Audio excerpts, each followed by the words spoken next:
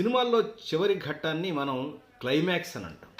ఈ క్లైమాక్స్ అనేది చాలా ఇంపార్టెంట్ సినిమాకి. సినిమా యొక్క ముగింపు, పాత్రల ప్రయాణానికి ముగింపు, పాత్రల యొక్క ఆశలకి ముగింపు, పాత్రల యొక్క ఆశయాలకు అంటే పాత్రల యొక్క గోల్స్కి ముగింపు, మనం ప్రారంభించిన కథకి ముగింపు, ఇన్ని విషయాలకి ముగింపే ఈ సినిమా యొక్క క్లైమాక్స్. పాత్రలు మనం సినిమా ప్రారంభంలో రకరకాల బ్యాక్డ్రాపుల్లో రకరకాల ఆశలతో ఆశయాలతో క్రియేట్ చేస్తాం. వాటికి ఒక చిన్న ఇన్సిడెంట్ వచ్చిన తర్వాత ఒక లక్ష్యం ఏర్పడుతుంది. ఆ లక్ష్యం దిశగా ఆ సినిమాలో రకరకాల సన్నివేశాలుండి అది పతాక స్థాయికి చేరుకుంటుంది. పతాక స్థాయి అంటే చిట్ట చివరి ఘట్టం.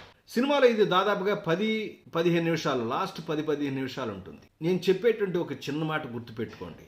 సినిమాని ప్రారంభించడం ఎంత ఇంపార్టెంటో దాన్ని ముగించడం కూడా అంతే important. Sankarabharanam cinema screenplay ఎక్స్ప్లెనేషన్లో ఆ సినిమా ముగింపు గురించి నేను ఒక ఎపిసోడ్ చేశాను.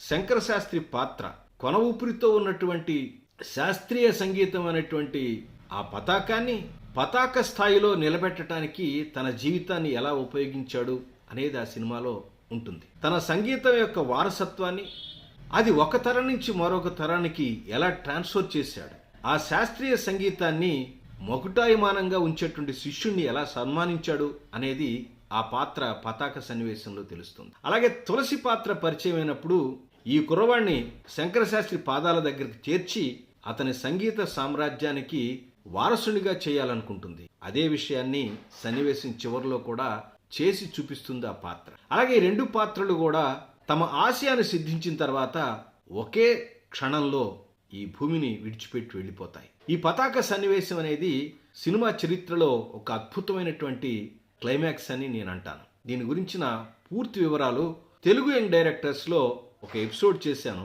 ఆ ఎపిసోడ్ చూసి మీ అభిప్రాయాల్ని నాకు తెలియచేయండి.